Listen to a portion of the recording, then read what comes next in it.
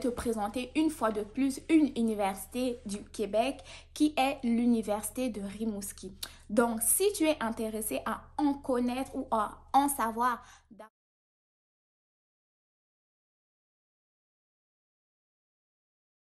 davantage sur cette université qui accueille également des étudiants internationaux, je t'invite à rester jusqu'à la fin de la vidéo pour ne rien rater des informations.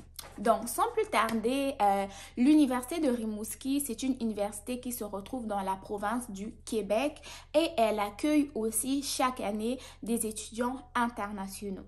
Cette université-là a été créée en 1969 et fait également partie aussi du réseau des universités du Québec. Donc, où est-ce qu'elle se situe? Elle se situe donc elle va se situer dans la ville de Rimouski et à Lévis, ok, au niveau de la rive sud du fleuve Saint-Laurent, pardon. Et sachez aussi que cette université-là accueille chaque année plus de 550 étudiants internationaux, ok. Donc, c'est quand même une petite université, comme j'avais en fait parlé de cette vidéo dans cette université, pardon, dans une de mes vidéos qui était donc les 3 universités les moins sélectives. Je pense que j'avais mis l'université de Rimouski là-dessus. Donc, c'est une université à la base qui est moins connue des étudiants internationaux et donc, je pense que ça pourrait être une bonne université où vous pourrez aller quand même tenter votre chance en termes d'admission si, bien sûr, le programme que vous voulez exercer s'y trouve. Mais sinon, l'université de Rimouski, c'est une université quand même assez connue au niveau du Québec, mais elle est moins connue au niveau des étudiants internationaux parce que je sais qu'il n'y a pas vraiment beaucoup de youtubeurs ou youtubeuses qui parlent d'immigration, des études au Canada qui en parlent. Donc aujourd'hui, moi, je vais vous présenter cette université-là. Ce que vous devez savoir pour les frais de scolarité, là, je me suis basée une fois de plus sur l'information de Statistique Canada 2021. Et sachez que les frais de scolarité au niveau de l'université de Rimouski pour un étudiant international, étaient évalués jusqu'à 17 961 $ aussi. Et au niveau du cycle supérieur, donc lui, c'était également 17 961.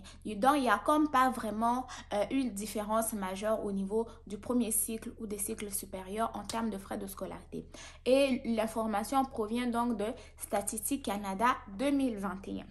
Cependant, ce que vous devez savoir, c'est qu'au niveau de l'université de Rimouski, il y a plusieurs types de bourses que vous pourrez courir la chance d'avoir.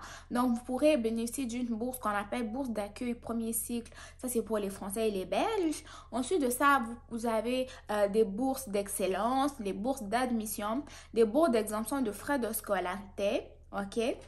Donc, ça, c'est pour les bourses d'admission et les bourses d'exemption de frais de scolarité. En fait, c'est pour tous les étudiants, en exception des Français et des Belges. Pourquoi? Parce que les étudiants français et les étudiants belges bénéficient déjà d'un accord entre leur pays et le Québec qui leur permet de payer les mêmes frais de scolarité que les étudiants québécois. Donc, pour les autres ressortissants, pour les autres étudiants ressortissants des autres pays qui n'est pas la France et la Belgique, vous avez la chance de pouvoir bénéficier des frais d'exemption de frais de scolarité, des bourses d'exemption de frais de scolarité, j'allais dire.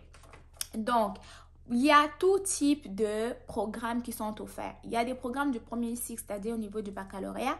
Vous avez des programmes au master et des programmes au doctorat avec recherche. Donc là, ces programmes-là bénéficient également des bourses d'études qui sont renouvelables jusqu'à 6 trimestres. Ça, c'est pour le doctorat et 3 trimestres pour la maîtrise. Donc, si vous voulez faire votre doctorat au niveau de l'université de Rimouski, vous allez pouvoir bénéficier d'une bourse de soutien qui est renouvelable donc pendant 6 trimestres pour le doctorat et 3 trimestres pour la maîtrise. Cependant, vous devez vous demander c'est quoi les frais de substance, qu'est-ce que il faut que j'ai comme argent pour pouvoir espérer démarrer des études au niveau soit au niveau de l'université de Rimouski ou au niveau de l'université, peu importe quelle université au Québec. Donc, j'en ai profité pour parler donc de cette université de Rimouski là et je vais vous détailler donc quelques exemplaires de frais qu'un étudiant international doit pouvoir avoir en sa possession pour pouvoir espérer donc avoir une vie estudiantine adéquate au niveau de l'université de Rimouski. Donc là, ça va être les frais donc de séjour et donc le budget qu'il faut prévoir. Donc au niveau des démarches, vous savez, les démarches d'immigration va aussi entrer dans votre budget scolaire parce que quand vous allez faire les démarches pour le CAC, démarches pour le permis d'études ou le démarche pour le AVE, là j'ai oublié c'est quoi la définition, il vous faut de l'argent. Donc une fois vous allez dépenser de l'argent pour déjà avoir une admission, il vous faut de l'argent pour faire vos démarches donc au niveau de l'immigration et aussi une fois que vous avez terminé vos démarches d'immigration, vous allez avoir aussi du budget pour vous installer au niveau soit du campus ou au niveau dans un appartement dans la ville. Ok, donc je vous donne un petit exemple quand même d'un budget qu'il faut prévoir. Donc au niveau de la demande de visa, ça peut prendre environ $100. Pour le petite attestation de voyage, là, ça peut prendre jusqu'à $75. Pour les données biométriques, jusqu'à $85. Donc là, évaluez, nous sommes déjà à combien? Maintenant, au niveau des frais, ça c'est frais annuels. Là, je parlerai peut-être si on va au niveau des frais de scolarité qui étaient évalués jusqu'à 17 000. Vous avez 17 000 comme frais de scolarité. Et les frais de scolarité, mes amis, c'est par session, c'est pas par année. Quand vous allez commencer une session, c'est-à-dire étudier la session d'hiver, c'est 17 000 $.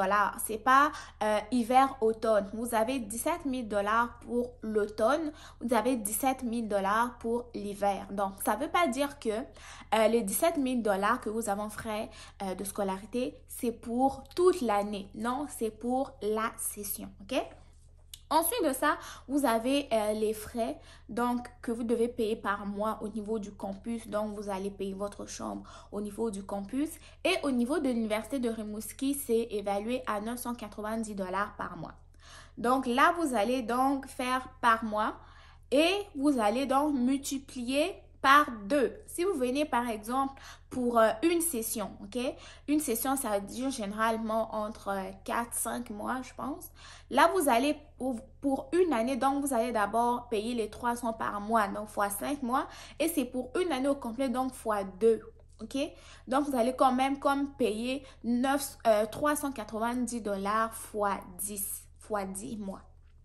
Ou fois 12 si vous allez rester aussi pendant l'été ou si vous prévoyez aller habiter chez quelqu'un pendant l'été. Donc, pendant une année, vous avez 390 $ par mois à payer pour pouvoir occuper votre chambre au niveau du campus. Ensuite de ça, vous avez les frais d'alimentation et les frais d'hygiène.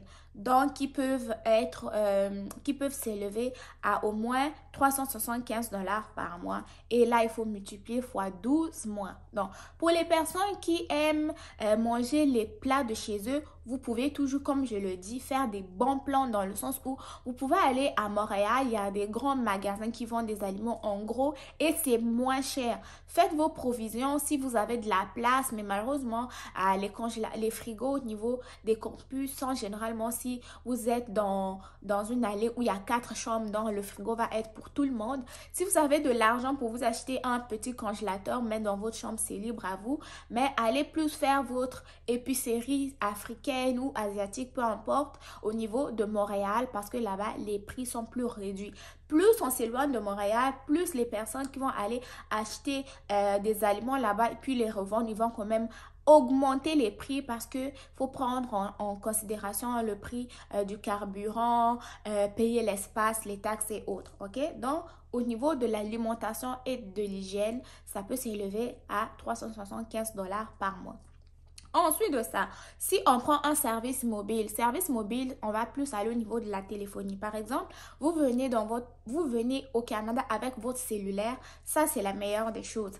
Mais si vous voulez prendre un téléphone ici au Québec, soit vous allez l'acheter tout neuf ou vous allez prendre un contrat. La plupart du temps, les contrats de téléphonie mobile vont durer 2 ans et si c'est un téléphone neuf, ça peut coûter quand même assez cher. Donc, vous pouvez soit acheter un téléphone déjà usagé sur Facebook, sur Market ou peu importe et vous prendre un petit forfait étudiant de 30 $ par mois. Vous n'avez pas besoin de prendre des gros gigas internet parce qu'au niveau du campus, vous allez déjà avoir le Wi-Fi, ok? Donc, essayez de réduire un peu votre consommation de données au niveau de la téléphonie mobile. Ensuite de ça, il y a les livres et les matériaux. Les livres et les matériaux, là, eux, ils ont évalué ça jusqu'à 250 $, mais cela dépend du programme d'études. Si vous allez, par exemple, dans le programme de soins infirmiers, au lieu de 250 $ par mois, prévoyez au moins un budget de 1000 $ en termes de matériaux parce que les livres de la santé coûtent extrêmement cher. Donc, si vous êtes par exemple en comptabilité ou je ne sais pas dans quel programme, essayez d'aller acheter vos livres usagés au moins sur Facebook si ces éditions-là sont encore acceptées par les professeurs. Mais pour ce qui concerne les programmes en santé, la plupart du temps, il y a des mises à jour chaque année et c'est tout à fait normal parce que la science de la santé évolue. Mais pour un étudiant qui n'a pas assez de budget, c'est quand même assez problématique lorsque les vieilles éditions sont refusées par les professeurs. Mais cependant, vous pouvez toujours aller sur Facebook, essayer de contacter des étudiants qui ont mis des livres en vente qui correspondent à votre programme et essayer de voir avec eux s'ils peuvent vous faire un prix. Mais sinon, vraiment, le matériel scolaire coûte extrêmement cher. Ensuite de ça, on va aller au niveau des vêtements. Au niveau des vêtements et loisirs, ça peut prendre jusqu'à 200 $ par mois.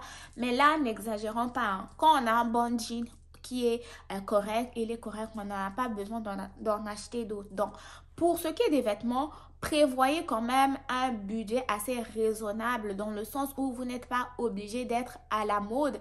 Déjà, si vous avez beaucoup de factures à payer, si vous en avez vous avez beaucoup d'argent, c'est normal, faites-vous plaisir, allez chez H&M, Zara et autres, mais essayez de voir un peu c'est quoi vos priorités. Est-ce que vous préférez mourir de faim mais en étant stylé ou bien vous préférez avoir votre livre dont vous avez besoin au lieu d'être stylé? Oui, c'est normal que vous dépensiez de l'argent pour acheter des vêtements d'hiver. Oui, c'est normal que vous ayez une belle de chaussures l'été si vous voulez faire du sport, mais n'essayez pas d'abuser en termes de vêtements. Il y a toujours des friperies qui peuvent être des exceptions et d'ailleurs, les friperies ici proposent des vêtements de bonne qualité qui ne sont pas usagés ni déchirés. Vous pourrez toujours trouver des morceaux qui peuvent vous correspondre, ok? Donc, le budget de 200 $ de vêtements par mois, là, ça, on peut réduire au moins à 200 $ de vêtements aux 3 mois ou même 6 mois, ok? Ensuite de ça, si on va maintenant parler, ça c'était plus le budget qu'il fallait prévoir pour aller étudier au niveau de cette université, pardon. Mais pour ce qui est des admissions pour l'automne 2022, vous avez jusqu'au 31 mars 2022 pour pouvoir soumettre une admission. Donc, jusqu'au 31 mars pour pouvoir soumettre une admission. Et les différents programmes, donc comme je l'avais dit, il y a les programmes de baccalauréat, majeur, mineur, vous pouvez faire des certificats courts aussi, la maîtrise, diplôme d'études supérieures, des programmes courts de premier cycle, de deuxième cycle, de la recherche et même du doctorat. Donc, c'était un peu ça l'université de Rimouski et sachez que compte tenu du nombre quand même 550 étudiants internationaux par année, ça montre que c'est une université qui n'est pas quand même beaucoup connue des étudiants internationaux et vous pourrez quand même courir la chance d'obtenir une admission dans cette université-là si des autres universités ne prennent plus les étudiants internationaux compte tenu de places disponibles, mais vous pourrez quand même aller voir cette université de Rimouski. Donc, cette université offre des bourses, comme je vous l'ai dit, et il vous propose quand même un petit budget que vous pourrez prévoir pour aller étudier dans cette université. Donc, j'espère que ma vidéo vous aura plu. Ne vous en faites pas, je vous mettrai le lien en barre d'informations. Si vous avez des questions, n'hésitez pas à me les écrire dans les commentaires. Si moi, je n'ai pas eu le temps de répondre, peut-être que quelqu'un d'autre, un autre abonné qui est au courant pourra vous répondre. Mais d'ici là, portez-vous bien, prenez soin de vous et on se retrouve très prochainement pour une nouvelle vidéo. N'oublie pas de partager la vidéo, de liker et surtout de t'abonner si tu es nouveau ou nouvelle sur ma chaîne. Bye bye!